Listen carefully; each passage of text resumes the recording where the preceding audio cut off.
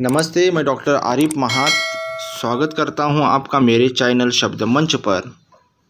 प्रस्तुत वीडियो में हम आचार्य रामचंद्र शुक्ल द्वारा संपादित भ्रमर गीत सूरदास के भ्रमर गीत सार के पद क्रमांक 65 की चर्चा करने वाले हैं।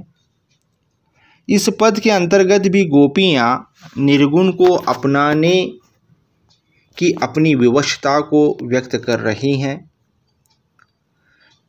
नाहिन रहो मन में ठौर, नंद नंदन अछत कैसे आन ही उर और। तो हमारी गोपियाँ उद्धव से कहती हैं कि जब मन में प्रियतम बसे हैं, फिर भला और के लिए वहाँ कहाँ ठिकाना है।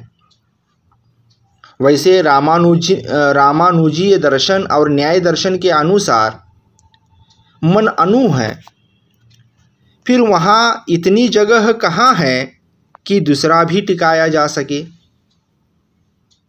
चलत चितवन दिवस जागत सपन सोवत राती। तो उस हृदय में नंद नंदन के रहते हुए दूसरा और किस प्रकार लाया जा सकता है।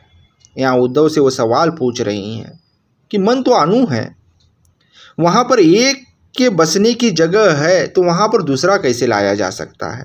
और हमारे हृदय में तो पहले से ही श्री कृष्ण बसे हुए हैं। यदि कहो कि जब कहीं वे चले जाते हों तभी के लिए दूसरे को वहाँ शरण दे दो, तो इसके लिए गोपियाँ कहती हैं वह श्यामली मूर्ति क्षण भर के लिए भी हमारे हृदय से इधर उधर नहीं जाती। चलत चितवन दिवस जागत सपन सोवत राती, कि हर समय वो हमारे साथ रहती है।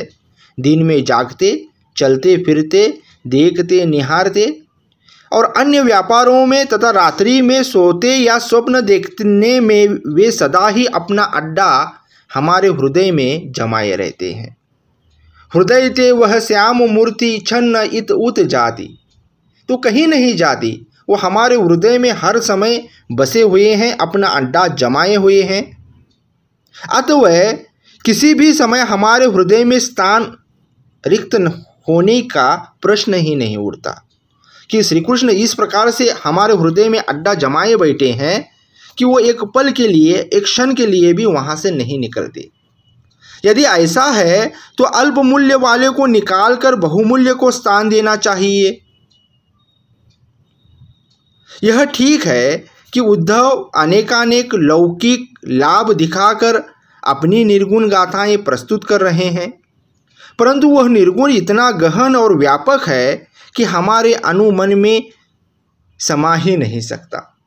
तो यहाँ पर वो उल्टा उद्धव से कह रही हैं कि तुम जिस निर्गुण की बात कर रहे हो वो निर्गुण तो बड़ा गहन और व्यापक है, और हमारा हृदय बड़ा अनु है, बड़ा छोटा है, और हमारे छोटे हृदय में वो समा ही नहीं सकता।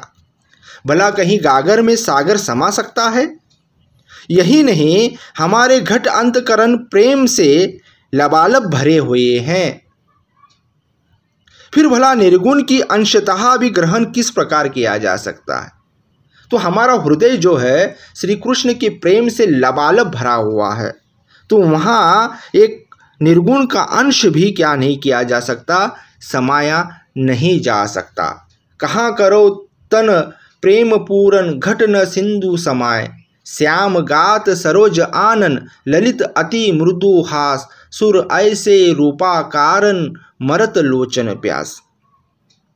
सूरदास कहते हैं कि गोपियों ने उद्धव से कहा कि हमारे नेत्र तो ऐसे रूप का पान करने के लिए सदा तृषित रहते हैं। इस रूप में हमें श्याम शरीर के कमल मुख पर मृदुल हास देखने को मिलता है। अतः भाव यह है कि कृष्ण दर्शन की तीव्र आकांक्षा अब हमारे लिए बनी हुई है।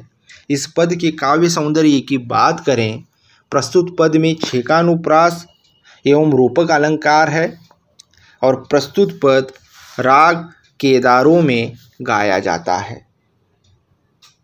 धन्यवाद।